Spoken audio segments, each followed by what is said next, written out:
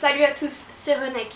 Aujourd'hui on se retrouve pour une courte vidéo pour préparer l'arrivée de son chiot. Et aujourd'hui on va préparer surtout l'avant-arrivée à la maison.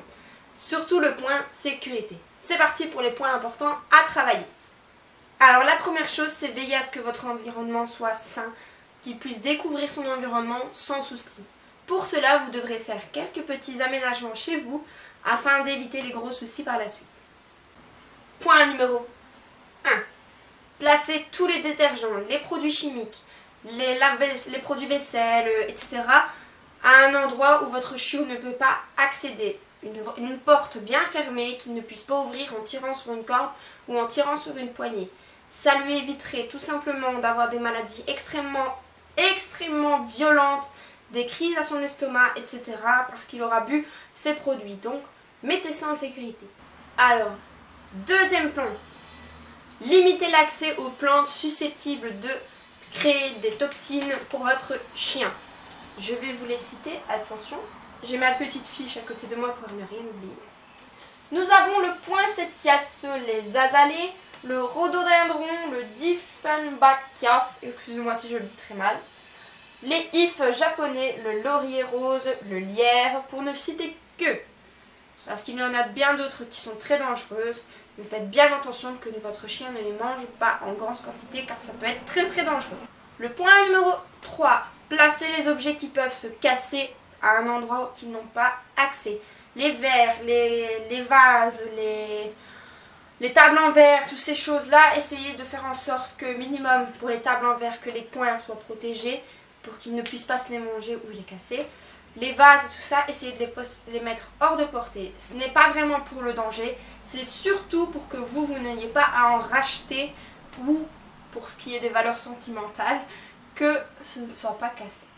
Une étape très importante, c'est l'étape 4. Essayez tout simplement de couvrir vos fils électriques. Les fils de Belgacom, de Orange, je ne sais pas, pour les Français, pour Free, pour tout ça. Les câbles de télé, de PlayStation, etc.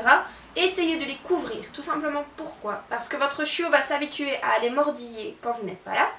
Et il va prendre cette habitude sur tous les câbles. Donc lorsque vous tondrez votre pelouse et qu'il sera dans votre jardin, votre chiot va venir mordre la prise et va tout simplement éteindre votre tondeuse et risquer l'électrocution. Donc faites très attention à ça pour éviter les dangers. L'étape 5. Tout simplement, mettez à l'abri les jouets de vos enfants.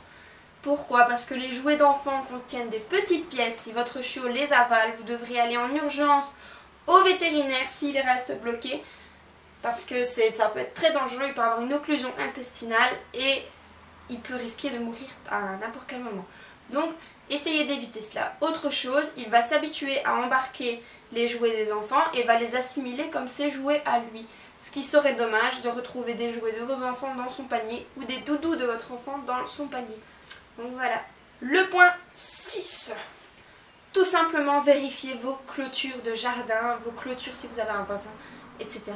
Vérifiez que tout cela soit bien solide. Que si on mord dedans, il ne risque rien. Qu'il n'y a pas de trou en dessous de la clôture. Que c'est assez haut pour un chien qui saute, etc. Pour éviter tout simplement que votre chien s'enfuit, ce qui peut vous faire très mal au cœur à vos enfants si vous en avez un. Le point numéro 7 concerne les piscines et les jacuzzis, tout ce qui est bain extérieur, etc. Essayez de vérifier qu'il y a soit une bâche pour bien couvrir, soit quelque chose de bien dur, comme les recouvre-piscines que l'on crée maintenant, pour éviter que votre chiot se noie. Parce que petits, ils ne savent pas forcément nager et ça peut être très dangereux. Il peut aussi tout simplement se cogner dans un rebord de la piscine et se faire très mal, se casser quelque chose, donc vérifiez cela.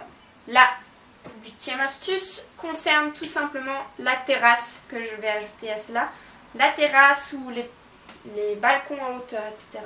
Vérifiez qu'ils soient très sécurisés. Donc pour les balcons, soit une rambarde assez haute, sans rebord en dessous pour pas qu'ils glissent. Et pour les terrasses, qu'il y ait assez d'auteur, enfin des petits escaliers, mais pas trop fins, pour que votre chiot sache descendre et monter tranquillement. Parce que ça peut être très dangereux, s'il tombe sur sa tête, il peut lui arriver beaucoup de choses, donc essayez de prévenir ça également. Voilà, je terminerai par vous dire qu'un chiot peut être extrêmement curieux, mais qu'il faut surtout l'accompagner partout dans sa curiosité, car il peut trouver des dangers n'importe où. Voilà, j'espère que la vidéo vous aura plu, J'espère que la vidéo vous aura plu. J'espère également qu'elle vous aura servi à sécuriser votre maison pour votre chiot. Un chiot, c'est comme un bébé, il faut le surveiller, il faut que tout soit sécurisé. Voilà, on se retrouve la prochaine fois pour une autre vidéo. Salut!